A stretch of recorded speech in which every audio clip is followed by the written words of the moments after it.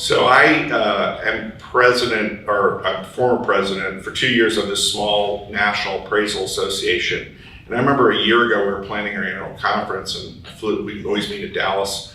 And I said, "Can you believe this tax law? Like, it's slowing." And my group, which seems to represent about 80% of the country, basically everywhere but the East Coast, Florida, and the West Coast, mostly Midwest and the Rockies.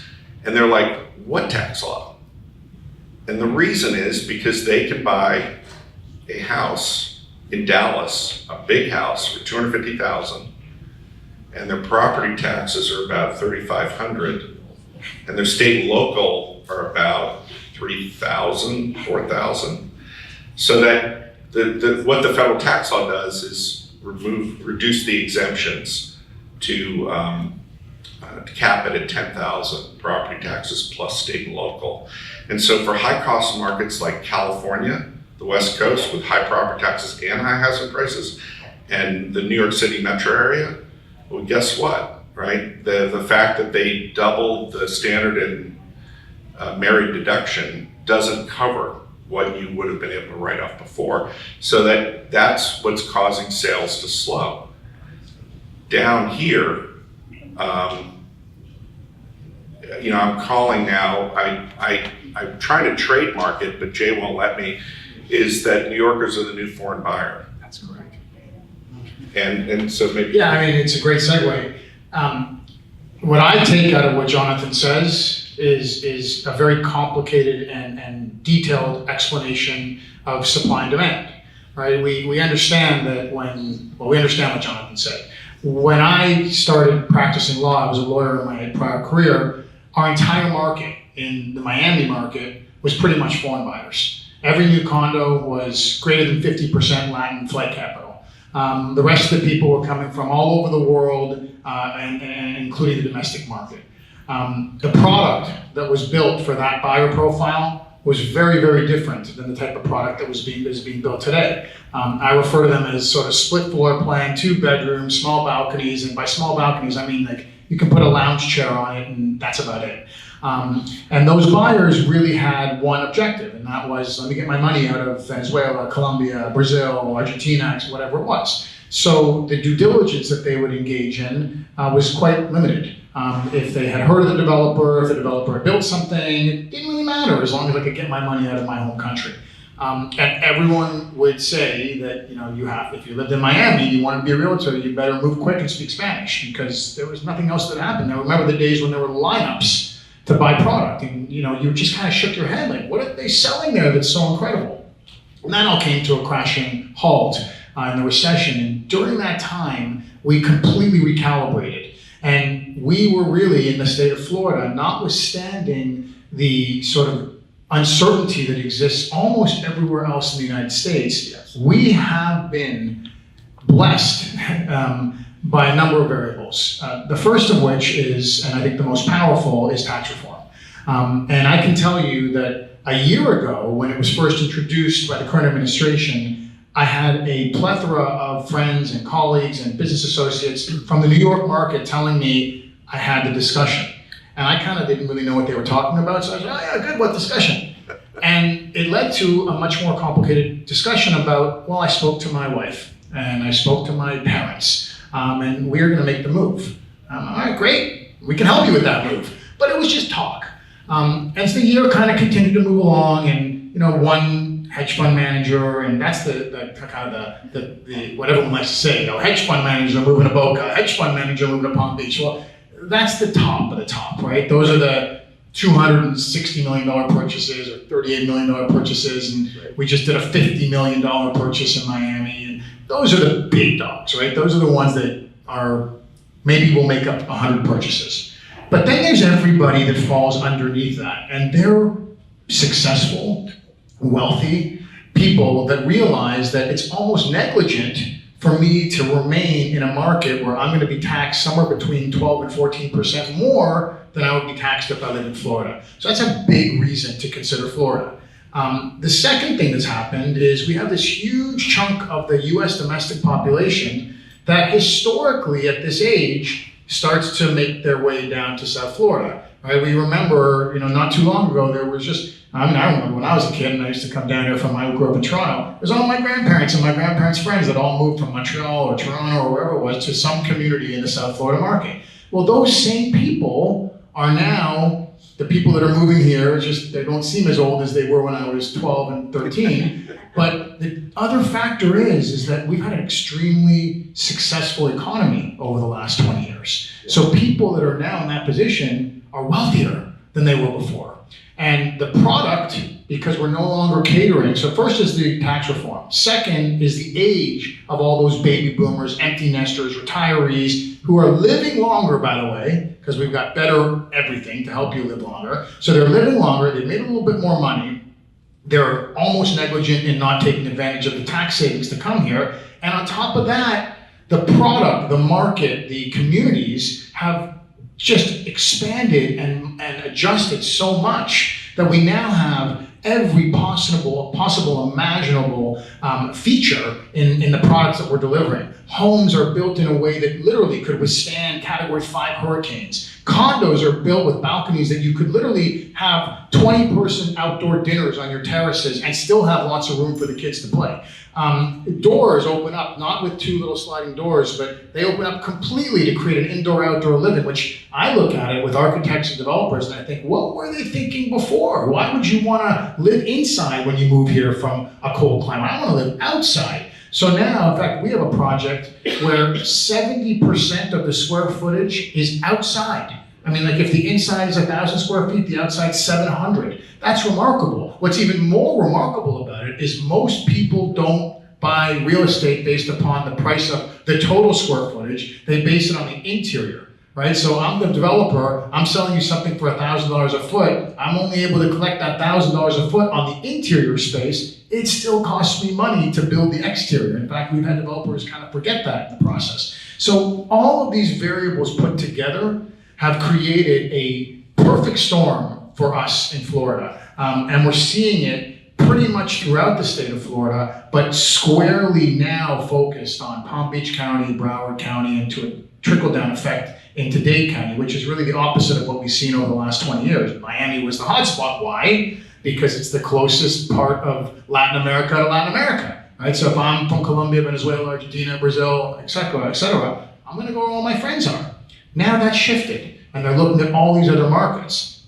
And anyone that invests or lives in this market is reaping the benefits. And so we think that just like you'll see in the quarterly report that came out that shows how prices have soared, not only in Royal Palm, although more so in Royal Palm than anywhere else in Boca, but in all of Boca, we're seeing tremendous price increases. That's because where else in the world could you move from where $2,000 a foot seems like an absolute bargain if you're not coming from New York? I mean, it's unbelievable, right? Right, and one of my observations, just to sort of piggyback onto that is, as I mentioned before, I cover more than 30 markets for Douglas Elliman nationwide. And the narrative of all the markets down the shore of Florida is contrarian to the narrative of almost every market that I cover.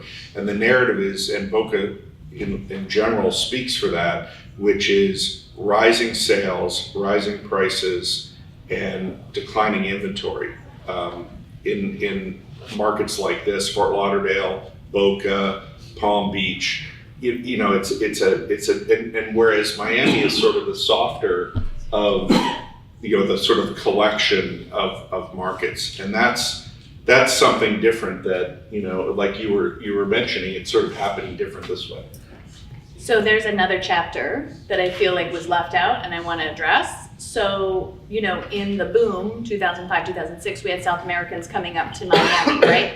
Perfect storm for them. Like Jay said, they wanted to get their money out. They really didn't care so much about the product. It was more about where can I make my money be safe for a while and lay over, right? Then we go into the recession, and this is the chapter that when I first moved to Boca Raton, we were in what I described as the perfect storm of that time for Canadian buyers. Happen to have some Canadian connect. My mom was born in Montreal, just so in the conversation.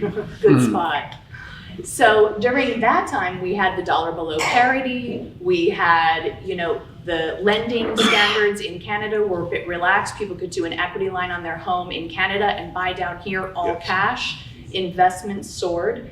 And why I'm raising this point is that they weren't so into Miami. Canadians weren't so into Miami. And so we started to see a migration more of people in South Palm Beach County. And now, definitely the currency play is off the table for Canadians. I have investors who made a lot of money just on the currency play. And of course, the appreciating market helped them as well. But now we're seeing the pull is the Northeasterners. So like we went from South America as the foreign buyer, then the Canadians were the foreign buyer of choice. And today the Northeasterners are the foreign buyer of choice. And our market just happens to be like very, very appealing for our Northeasterners.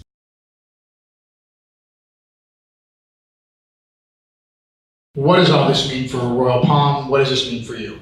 First of all, when you are in the market and people like to talk about real estate, it's important to distinguish between what's happening in the national markets and what's happening in Florida. Because you're stronger, you're more informed by saying people actually know our market in Boca is actually strong. We have greater sales, we have higher prices, we have low inventory or not a very significant differential in the inventory from a year ago to today. So that's good to know because people like to buy into this like doom and gloom. And you could actually have an interesting discussion point, whether it's at a cocktail party or dinner, to say, no, you're not right. We're in a separate place. But I also think it's good to point out that, people like to say to me, real estate cyclical, we're going into a down cycle.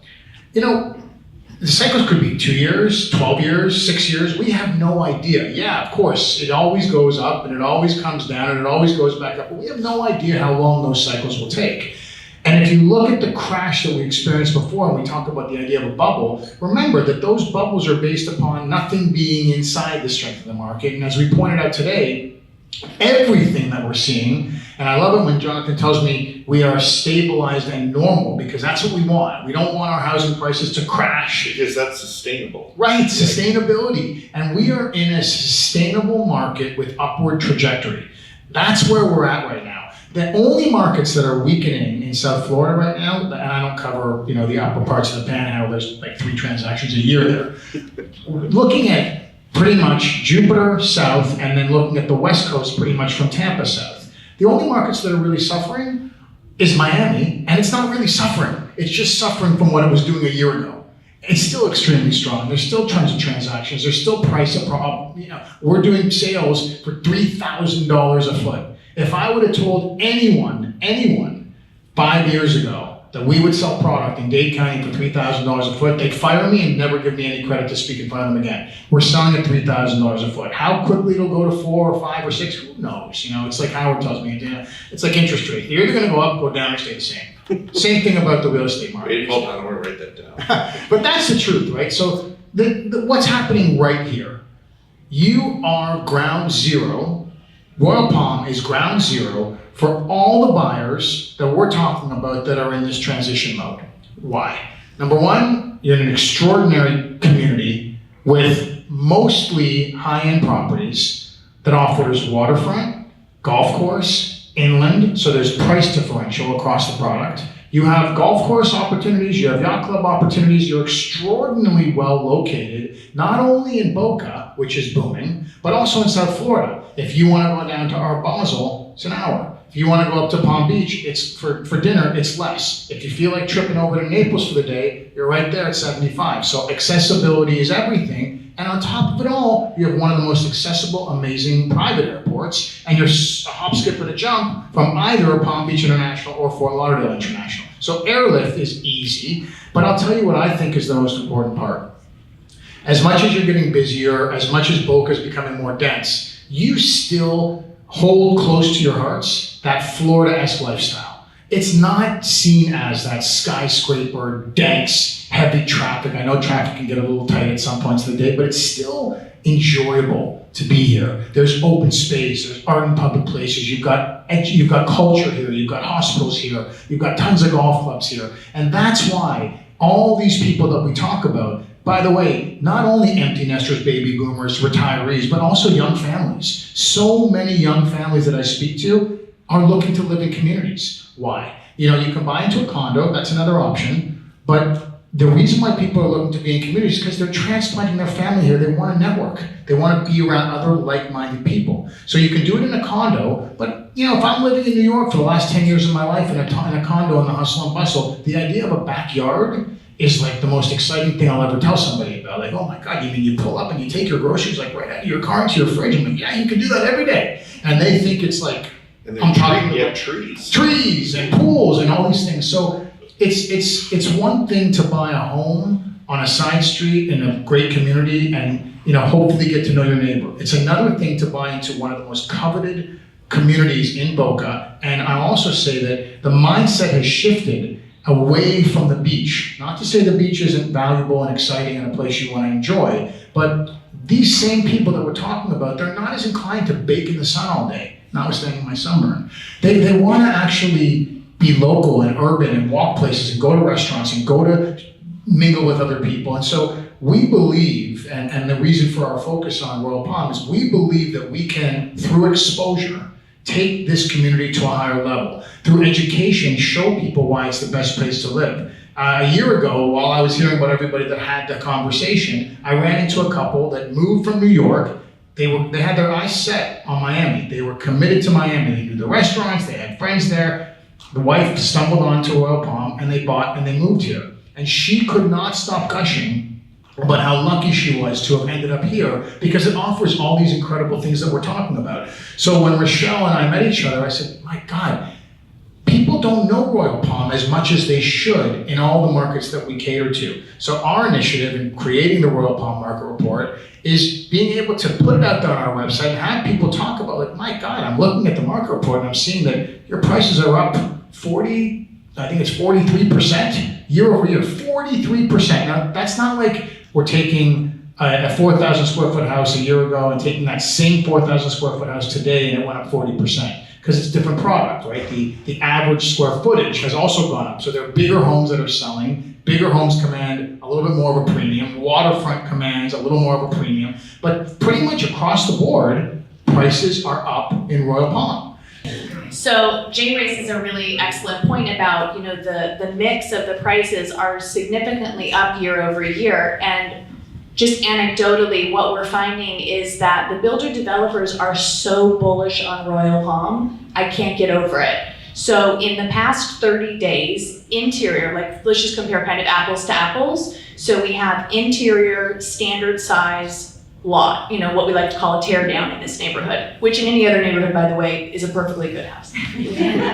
So there are 3 that have gone under contract. One closed earlier this week with the neighborhood's most prolific builder for a record-breaking almost $1.7 million. There's another one on Eureka Palm that's traded twice in the past 6 months, most recently at $1.55 million. And that's one of the standard like postage stamp, smallest rectangular lots you can get in here. And there's one that's currently under contract. I can't say the price, but it is going to be the single most expensive interior lot land sale when it closes next month. That's also on Eureka Palm. So just the price of land alone, I mean, look, anecdotally, when I moved into the neighborhood, okay, I bought a lot on Queen Palm, a nice rectangular little lot. I was gonna build my house. And I was freaking out because I paid $840,000 and I was gonna tear this house down. And I thought, everybody last year was paying like $700. What am I doing? I'm paying too much. I should wait, right? It's gonna go back down. That's roughly double, you know, in just the past 3 to 5 years, land value alone. So the appetite that people have for the new builds is, it shows no stop. But I would tell you to gauge that enthusiasm along with your personal interest. So if you're looking to sell your home today, you can't just sit there and say, well, prices are up, so I'm gonna go for the stars and expect the best. And it's worth double what my neighbor says. If you want that, then be prepared to wait a year or 2 or 3. And as Jonathan said, you know, by the time you get to the end of year 1, you might be saying like, hey, maybe it's not worth what I thought it's worth. And by the time you get to year 2, you probably fire your realtor, which is why we'd rather be your 2nd or 3rd. You know, they say you always want to be the firstborn, 2nd wife, 3rd realtor. So, that's an inside joke for our profession. But you know, Jay Jay points something out, which is actually very important. So we are right now in Royal Palm at sort of an all-time high for inventory. The last 5 years or so, we've fluctuated between, somewhere between 50 and 60 sales a year, good 55, right? And in the boom time, it was like 70. So it's not really crazy different. And right now we have these land prices that are unprecedented, but we also have this interesting issue. So one of the ones I mentioned on Arica Palm that's gonna be a record-breaking price, they're going to tear the house down. The house was built in 99. So it's really old. So on what planet is that a teardown, right? So it's an interesting thing that we have going. You cannot buy a piece of land and even put up the shell of a house for what you can buy a move-in ready house for. It's bizarre. So what we're finding in Royal Palm right now is the big inventory. So yesterday morning, I checked my stats every morning and I said, oh my gosh, we have 80 houses on market in Royal Palm. I have to sit in front of these people and tell them we have 80. So this morning we have 79. Sounds a little better, right? But a lot of those houses are move-in ready, but not spruced up.